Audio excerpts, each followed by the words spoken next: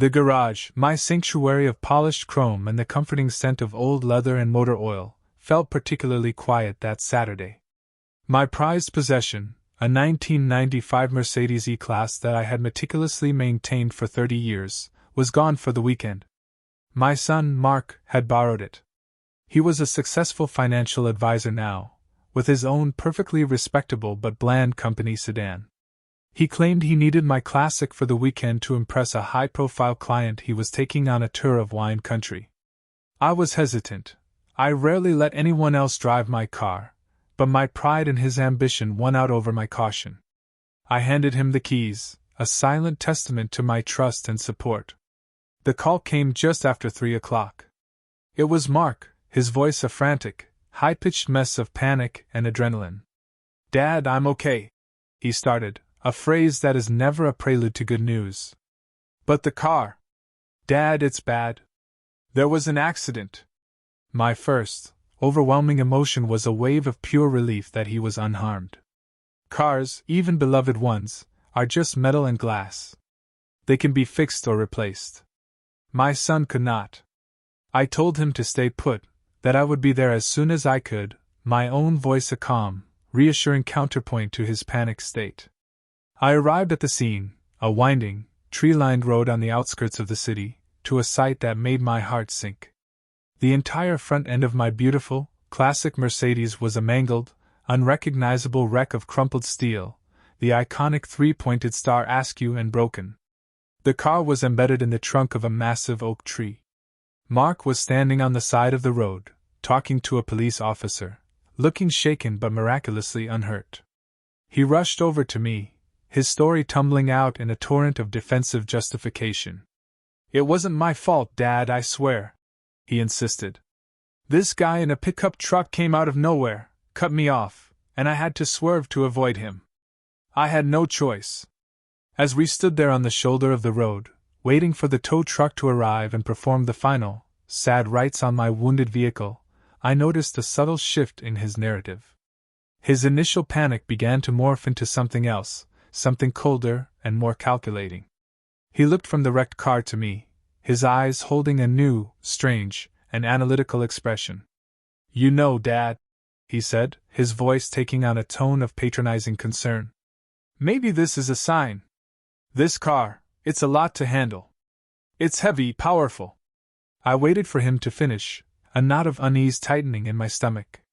"And let's be honest," he continued, his voice dropping as if he were delivering a difficult but necessary diagnosis.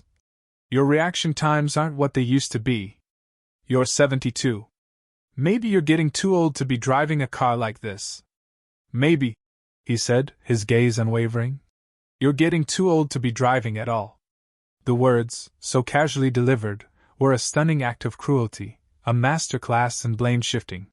He had just wrecked my car through his own recklessness, and in the span of 30 minutes, he had managed to make it entirely my fault, a consequence of my own impending senility. The drive home in a taxi was a silent, somber affair. The empty space in my garage where my Mercedes should have been was a gaping wound, a physical manifestation of the disrespect I had just been shown. My son's words echoed in my mind, a relentless, poisonous refrain. Too old to drive. It was the ultimate cliché, the lazy, dismissive judgment of the young and arrogant, a weapon used to strip the elderly of their agency and independence. I had always prided myself on my health, my vitality. I had passed my last physical with flying colors, my doctor remarking on my excellent reflexes and clear vision. I had a flawless driving record, not a single accident or ticket in over 50 years. I sat at my desk, the insurance documents spread out before me, the task of filing the claim a daunting, depressing prospect. But as I looked at the paperwork, my eyes fell on the list of insured drivers. There were 2 names. Mine and my son's. Mark. It was a holdover from his college days, a time when he was a struggling student, and adding him to my policy was the cheapest, easiest way for him to be insured. He was 40 years old now, a successful professional with his own life, his own family, his own car. There was no practical reason for him to still be on my insurance. It was just an act of financial inertia, a detail we had never bothered to change. I thought about his accusation again, and the cold, calculated nature of it began to crystallize in my mind. This wasn't a panicked, spontaneous utterance. This was the opening salvo in a campaign I had seen many of my friends endure, the slow, insidious process of children beginning to manage their aging parents. He was laying the groundwork, planting the seed of my supposed incompetence, so that in the future, when he wanted to take more control, to make decisions for me, he could point back to this moment. "Remember the crash, Dad? You're just not safe anymore." He was using his own mistake as a tool to infantilize me. I picked up the phone and called my oldest friend, David, a man I had worked with at the engineering firm for over 40 years. I told him the whole story, from the crash to Mark's cruel, ageist pronouncement. David's reaction was one of pure, unadulterated outrage. "Are you kidding me?" he roared. "He crashes your classic car and then has the gall to call you too old to drive? Robert, that's not just a son being a jerk. That's a profound, fundamental lack of respect. He's trying to put you out to pasture. You cannot let him get away with that." His righteous anger on my behalf was a clarifying force. It cut through the fog of my own hurt and sadness and focused my mind. I looked down at the insurance policy, at my son's name listed so comfortably beneath my own, a silent beneficiary of my good record and financial stability. A cold, logical, and deeply satisfying idea began to form. My son wanted to treat me like an incompetent old man, a liability. He wanted to question my fitness to be on the road. Fine. I would respond not with an emotional argument, but with a quiet, administrative act of profound consequence. I would respond as the competent, clear-headed policyholder that I was. The next morning, I called my insurance company. The sun was streaming through my office window, a bright, clear light that felt appropriate for the clarity of my purpose. I was connected to my agent, Carol, a pleasant, efficient woman I had been dealing with for the better part of 2 decades. We exchanged the usual pleasantries, and I informed her that my Mercedes had been in an accident but that I would be handling the repairs myself, out of pocket, to avoid a claim on my policy. She was surprised, but noted it in my file. Then I got to the real reason for my call. "Carol," I said, my voice calm and steady, "I'd like to make a change to my policy. I need to remove one of the listed drivers." There was a pause on the other end of the line as she brought up my file. "Of course, Robert," she said. "Which driver are we removing?" I took a quiet, deep breath, the act feeling both mundane and monumental. "I'd like to remove my son, Mark," I said. "He's a grown man with his own career and his own vehicle now. It's long past time he had his own insurance policy." I could hear the soft clicking of her keyboard as she processed the request. There was no judgment in her voice, only a professional efficiency. "All right, Robert," she said after a moment. "I've processed that for you. Mark has been removed from your policy, effective immediately. We will send out an official notice of the change to both of you for your records." Then she paused. "And I've recalculated your premium based on the change. It will be going down by a considerable amount. You being the sole driver, with your record, makes you a very low-risk client." The news of the lower premium was a small, satisfying bonus, a tangible financial reward for an act that was rooted in emotion. But the real satisfaction came from the simple, quiet finality of it. With a 5-minute phone call, I had severed a significant, long-standing financial tie that my son had clearly taken for granted. I had drawn a line in the sand, a clear boundary between my own responsibilities and his. He wanted to treat me as a dependent, and I had just reminded him, in no uncertain terms, of his own long-standing dependence on me. I hung up the phone and looked out at the day, a sense of quiet empowerment settling over me. I had not yelled. I had not argued. I had not engaged in an emotional battle that I could not win. Instead, I had responded to his attempt to undermine my independence with a powerful, practical, and irrefutable assertion of my own competence and control. He had tried to use my age as a weapon against me, and I had responded by using my wisdom and financial prudence as a shield. The ball was now in his court, and I had a feeling he would not be pleased with the new rules of the game. A week later, just as Carol had promised, the official notices from the insurance company were sent out. I received my copy, a simple, administrative letter confirming the change to my policy and the new, lower premium. I filed it away with a quiet sense of satisfaction. I knew that a similar letter would be making its way to Mark's upscale suburban home, and I waited, with a calm, patient resolve, for the inevitable phone call. It came on a Wednesday evening, just as I was sitting down to dinner. The caller ID showed Mark's name, and I let it ring twice before answering. His voice was a sputtering, incredulous explosion of outrage. "Dad! What the hell is this?" he began, his voice cracking with a mixture of anger and panic. "I just got a letter from your insurance company. It says you took me off the policy. What were you thinking? I'm not insured. I have to drive to work tomorrow. I could get pulled over. I could get in another accident." His frantic concern was not for our relationship, but for his own convenience and legal exposure. He was so used to being insulated by my protection that the sudden removal of that safety net had sent him into a tailspin. I let him finish his panicked tirade before I responded, my voice a stark contrast to his, calm and measured. "I was simply following your logic, Mark," I said, my words quiet and precise. "At the scene of the accident, you made a very compelling case that I am too old and incompetent to be driving safely. You expressed a grave concern for my abilities behind the wheel. As the primary policyholder, I have a responsibility to manage my risk.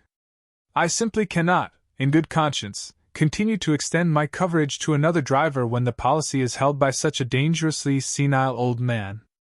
I was thinking of your safety." There was a stunned silence on the other end of the line. I had taken his own condescending, ageist argument and turned it back on him, using it as a perfectly logical, irrefutable justification for my actions. He had no counterargument. He had walked right into a logical trap of his own making. "That's not what I meant, and you know it," he finally sputtered, his anger now mixed with a dawning, frustrated understanding. "You're being petty. You're doing this just to punish me." "Punish you?" I replied, a note of cold irony in my voice. "Not at all. I am simply encouraging you to be a responsible adult. You are a successful, 40-year-old man. It's time you had your own insurance policy, one that reflects your own driving record. You wanted to treat me like a child whose faculties are failing. Well, children don't have other grown adults listed on their car insurance. This isn't a punishment, Mark. It is a natural consequence of your own expressed beliefs."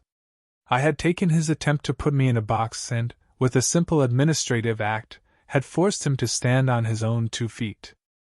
The immediate consequence for Mark was a harsh and humbling dose of reality. He was forced to scramble to find his own insurance policy, a process that was neither quick nor cheap. He discovered that a new policy for a man his age, with a brand new, at-fault accident on his record, was astronomically expensive. The monthly premium he was quoted was nearly 3 times what he had been paying me for his portion of my policy. He was, for the first time in his adult life, feeling the full, unsubsidized financial weight of his own actions and responsibilities. The invisible safety net his old father had provided for decades was gone, and the fall was a hard one. In the meantime, I was dealing with the consequences of his actions in my own way. The estimate for the repairs to my Mercedes was staggering. It would require specialized work, parts that were difficult to source. The insurance payout would have been substantial, but filing a claim would have meant admitting my son's fault, and the subsequent increase in my premiums would have negated any benefit. So, I made a decision. I took a significant sum out of my investment accounts and paid the restoration shop directly, a quiet, powerful display of my own financial independence and competence.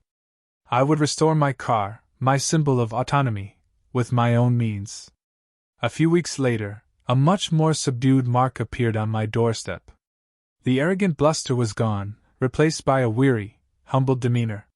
He had come to apologize. He stood awkwardly in my living room, his hands shoved in his pockets, and for the first time, he spoke to me without a hint of condescension or deflection. "Dad," he said, his voice quiet and full of a shame that was clearly genuine. "I'm sorry. The crash was my fault. I was driving too fast, I wasn't paying attention. And what I said to you, about your age, that was a horrible, inexcusable thing to say. It was a panicked, stupid deflection, and I was a coward." It was the apology I had been waiting for, an unqualified admission of his own failures. He told me about the exorbitant cost of his new insurance, not as a complaint, but as a confession of his own naivete, of his own entitlement. "I never realized," he said, shaking his head. "I just took it for granted." "I took you for granted?" He looked at me, his eyes full of a new, hard-won respect. "I want to make it right," he said. "The car, what I said, all of it. Just tell me what I have to do." The power dynamic between us had been completely inverted. He was no longer the concerned son, trying to manage his aging father. He was a man who had been humbled by the real-world consequences of his own disrespect, and he was now asking for guidance from the very person whose competence he had so cruelly questioned. My immediate, decisive action had not destroyed our relationship. It had created the necessary crisis to force it onto a new, more honest foundation. I had not just taught him a lesson, I had opened the door for his own personal growth. My response to his apology was not an immediate absolution. I had been too deeply hurt for a simple, "All is forgiven." I accepted his apology, but I told him that trust, once broken so profoundly, needed to be rebuilt, not just with words, but with actions. My personal growth, my own journey through this, was in learning to set firm boundaries, to demand the respect I deserved, and to create a path for reconciliation that was based on more than just his regret. It had to be based on a genuine change in his understanding. "You want to make it right?" I said, looking him straight in the eye. "Then you will help me with the car." I explained that while the major bodywork was being done by professionals, there was a mountain of meticulous, detailed restoration work that remained: the interior, the chrome, the delicate wood trim. "You will come with me to the shop, every Saturday, until she is perfect again. You will learn what it takes to bring something beautiful back from the brink. You will get your hands dirty, and you will understand the meaning of patient, difficult work." And so began our new weekend ritual. We spent our Saturdays in the dusty, echoing garage of the restoration specialist, a place that smelled of paint thinner and old metal. Mark, the financial advisor who spent his days in a climate-controlled office, was completely out of his element. He was clumsy at first, sanding when he should have been polishing, his soft office hands quickly becoming calloused and sore. But he never complained. He showed up, every single week, ready to work, ready to learn. During those long hours, surrounded by the disassembled pieces of my beloved car, we began to talk in a way we hadn't in years. I told him the history of the car, how I had bought it the year he was born, how it had been a symbol of my own success after years of struggle. He, in turn, told me about the intense pressure of his own career, his constant fear of failure, the insecurity that lurked beneath his arrogant exterior. We were not just restoring a car, we were slowly, carefully, and painstakingly restoring our relationship, finding our way back to each other through the shared language of a common, difficult project. He began to see the world through my eyes, to understand the pride I took in my skills, in my independence. He saw the respect the other mechanics at the shop showed me, the way they would seek out my advice on a difficult problem. He was finally seeing me not as an aging liability, but as a capable, respected man with a lifetime of wisdom to share. The car, the object of our initial conflict, had become the vehicle for our reconciliation, a physical bridge being built across the chasm that had opened up between us. The day we brought the Mercedes home from the restoration shop was a day of quiet, profound triumph. She was magnificent, her deep blue paint gleaming under the sun, her chrome sparkling, her engine purring with a smooth, powerful confidence. She was not just restored, she was reborn, more beautiful than ever. The scars of the accident were gone, replaced by the sheen of meticulous, loving work. It was a testament to what could be rebuilt with patience, skill, and a shared sense of purpose. I called Mark and told him to come over. He arrived and just stood in the driveway, staring at the car with a look of awe and a deep, personal pride. He had a right to be proud. His own hands had sanded that wood trim, polished that chrome, helped to bring this beautiful machine back to life. He had a tangible, physical connection to this object, a connection he had earned through his own sweat and humility. He understood its value in a way he never could have before. I took the keys from my pocket, the iconic, three-pointed star cool in my palm. I held them out to him. "She's all done," I said. He looked at me, confused. "And I've been thinking," I continued, a small smile on my face. "I called Carol at the insurance company this morning. I'm adding you back to the policy." He was stunned into silence, his eyes wide with a surprise that was quickly followed by a wave of grateful emotion. "But," I said, my voice firm, my gaze unwavering, "let's be clear about the terms. You are not on my policy because you are my child who needs to be taken care of. You are on my policy because you are my son, a man whom I have come to trust again. There is a profound difference." In that moment, the power dynamic that he had tried to invert was permanently and correctly restored. I was not the dependent, incompetent old man. I was the patriarch, the one who bestowed trust and offered grace, not because I had to, but because it had been earned. We are so often defined by our age, our abilities dismissed, our independence questioned by the very people who should be our greatest champions. But a person's worth is not measured in years, and competence does not have an expiration date.